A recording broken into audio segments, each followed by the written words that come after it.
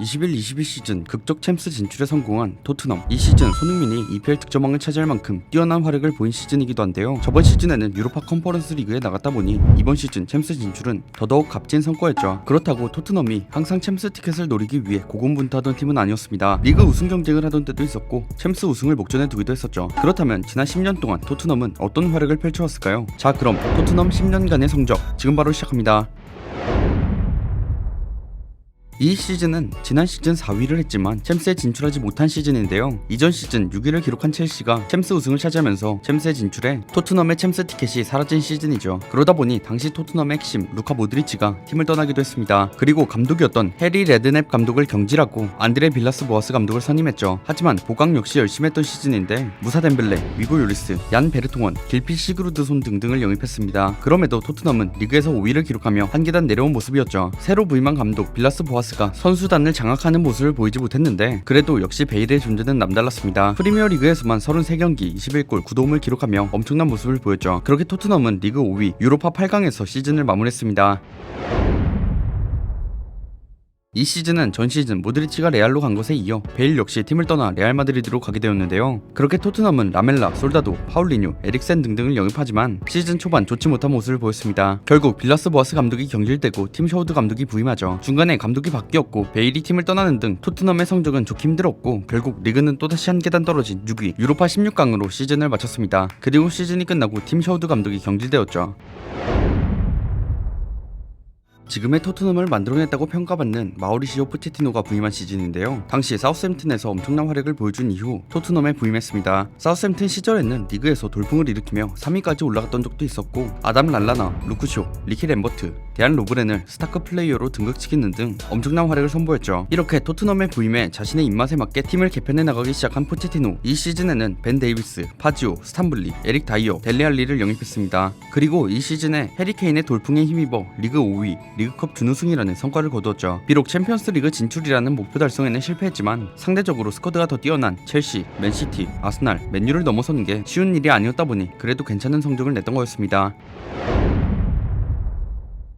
이 시즌은 손흥민이 레버쿠젠에서 토트넘으로 이적한 시즌인데요. 손흥민과 함께 토비 알더베이럴트, 키어런 트리피어 등이 영입되었죠. 하지만 손흥민의 활약은 다소 아쉬웠습니다. 결국 한 시즌 만에 볼프스부르크와 이적설이 불거졌는데 손흥민은 팀을 떠나지 않았고 여러분들도 아시듯 이후로 토트넘에서 역대급 활약을 펼치죠. 물론 이적 첫 시즌인 15-16 시즌은 굉장히 아쉬운 모습이었습니다. 토트넘은 베스트 11을 가동하면서 리그에서 선전하기 시작했는데요. 리그에서는 해리 케인이 득점왕을 차지하는 활약을 선보이지만 팀 전체적으로는 어린 선수들이 많다 보니 시즌을 진행할수록 멘탈적으로 아쉬운 부분들이 드러났습니다. 결국 시즌 후반 최악의 모습을 보여주며 가능성이 높던 리그 준우승에서도 한 계단 떨어진 리그 3위로 마쳤죠. 그래도 리그 3위로 챔스 티켓을 따냈다 보니 이전 시즌보다는 뛰어난 결과를 얻었지만 아쉬움도 많은 시즌이었습니다.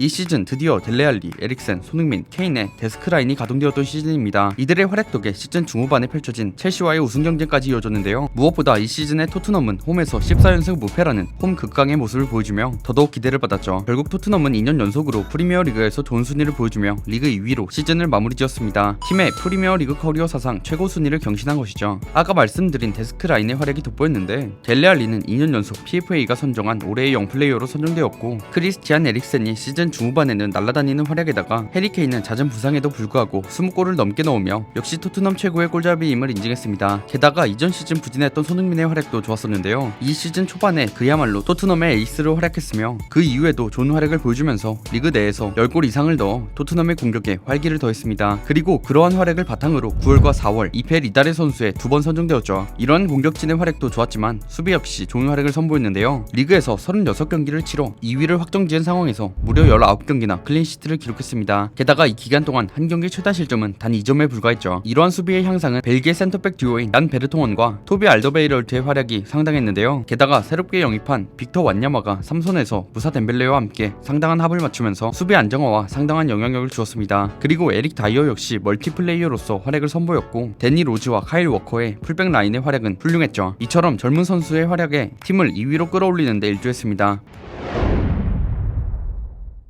이 시즌엔 다빈손 산체스, 세르주 오리에, 페르난도 요렌테, 루카스 모우라 등을 영입하며 팀을 보강했는데요. 하지만 우측 풀백의 카일 워커가 맨시티로 이적하며 큰 빈자리가 생겨났습니다. 그럼에도 포체티노의 전술 역량은 더더욱 상승해 나갔죠. 결국 리그 최종 순위 3위로 마무리하며 이제는 토트넘이 강팀 반열에 오르게 됩니다. 여러 시즌 동안 강한 모습을 보여주면서 확고하게 강팀 자리를 차지한 것이죠. 특히 토트넘은 챔피언스 리그에서 레알 마드리드, 도르트문트 등 유럽 내 강팀과 한조를 이루게 되었는데요. 그럼에도 조별리그를 조 1위 성적으로 돌파하는 기염을 토했습니다. 하지만 이후 올라간 16강에서 유벤투스마저 잡을 뻔했지만 아쉽게도 승리를 못하며 챔스 16강에서 머물렀습니다. 아무도 영입하지 않은 채 시작한 1819 시즌, 게다가 무사 덴벨레까지 팀을 떠나면서 팬들의 우려는 더더욱 커져갔는데요. 이런 매우 어려운 상황에서 포체티노 감독의 뛰어난 지휘 아래 리그 4위로 챔피언스 리그 진출권도 따내게 됩니다. 그리고 대망의 챔피언스 리그에서 여러 기적들을 써내려가며 결승까지 올라갔던 시즌이죠. 물론 챔스 결승에서 리버풀에게 패배하며 우승에는 실패했는데 그럼에도 구단 역사상 첫 챔스 결승 진출이라는 업적을 달성하며 성공적인 시즌을 보냈죠. 하지만 영입이 없었다는 점은 문제가 상당히 컸는데요. 시즌 영입 제로는 토트넘에게 있어 후반기 운영을 상당히 어렵게 만들었습니다. 전반기만 해도 데스크 라인의 막강한 활약, 무사시 소코의 대활약 속에 선두 싸움도 할 정도로 상당한 모습을 보여주었지만 그 이후 선수들의 부상 이탈과 주축인 손흥민의 아시안컵 출전 등으로 인해 위기에 빠지기 시작했죠. 물론 이후 복귀한 손흥민의 활약으로 케인의 빈자리를 완벽하게 커버했지만 케인 복귀 이후 오히려 팀은 더 안 좋은 모습을 보였습니다. 챔피언스 리그 티켓을 차지할 수 있는 4위권도 위태위태해진 것이었죠. 그래도 리그 4위에 오르며 챔스 티켓을 차지합니다. 이런 문제는 결국 얇은 선수층 문제였는데 리그와 챔스를 병행해야 하는 상황에서 선수단이 얇다 보니 선수들의 체력적인 문제가 커진 것이었죠. 결국 리그와 챔스에서 성적과는 별개로 꽤나 고전했고 많은 주전 선수들과 감독의 거취가 불분명해진 시즌이었습니다.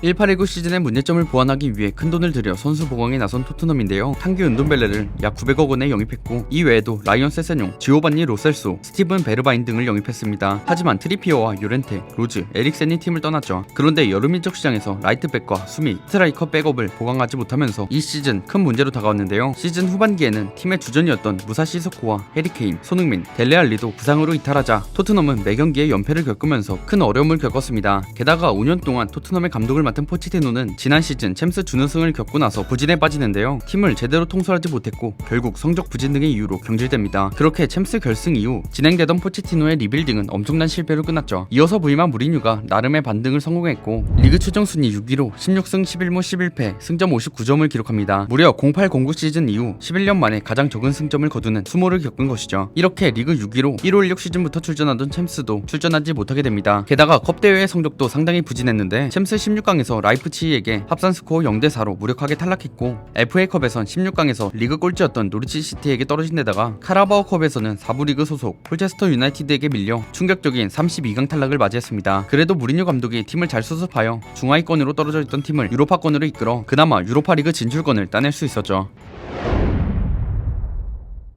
토트넘은 지난 1920 시즌에 이어서 2021 시즌 역시 완전히 실패했다고 볼 수 있는데요. 이 시즌 프리미어리그 순위는 지난해보다 한 단계 떨어진 7위까지 떨어지는 굴욕을 맛봤습니다. 결국 차기 시즌에 유로파 리그의 하위 대회인 유로파 컨퍼런스 리그로 가게 되었죠. 그리고 이 시즌 역시 컵 대회에서의 활약이 저조했는데요. 유로파 리그에서 전력상 우위에 있는 디나모 자그레브를 상대로 충격적인 역전패를 당하며 16강 조기 탈락을 했습니다. FA컵 역시 에버튼에게 패하며 16강 탈락, 마지막으로 결승까지 올라간 카라바오컵에서도 패배 맨시티에게 무력하게 패배하며 준우승에 그치고 말았죠. 0809 EFL컵 준우승부터 141로 EFL컵 준우승, 1617 프리미어리그 2위, 1819 UEFA 챔피언스리그 준우승, 2021 EFL컵 준우승까지 종종 잡았던 기회를 연달아 놓치며 준우승 징크스를 깨지 못했습니다. 혹시나 했던 무리뉴 감독의 2년차 매직 없이 시즌 도중 경질이라는 기대 이하의 모습을 보였고 시즌 도중 메이슨 감독 대행으로 잔여 경기를 끝마쳤습니다. 물론 토트넘의 시즌 스타트는 매우 엄청났습니다. 손흥민, 케인의 연이은 득점과 새로 영입된 레길론, 호이비에르의 활약, 은돈벨레의 각성으로 리그 선두를 달렸고 실제로 한때는 1위에 올라섰던 적도 있었죠. 하지만 시즌 중반 이후 토트넘의 전술이 간파당하면서 몰락하게 됩니다. 결국 시즌 초반엔 가뿐할 것이라고 생각했던 챔피언스리그 진출은 물론 유로파 리그마저 승선하지 못하며 시즌을 마무리했죠. 이 시즌 특히 수비적인 문제가 심각했는데요. 토트넘은 이 시즌에 이기고 있는 유리한 상황에서 후반 막판에 에릭 다이어, 다빈손 산체스 같은 수비수들의 실책으로 상대팀에게 실점당하며 무승부하거나 패배하여 이른 리그 승점을 무려 23점이나 기록하였습니다. 결국 뒷심이 부족한 수비력에 리그 득점 도움 1위를 기록한 해리케인의 활약에도 유로파 컨퍼런스 진출이라는 결과를 맞이해야 했죠.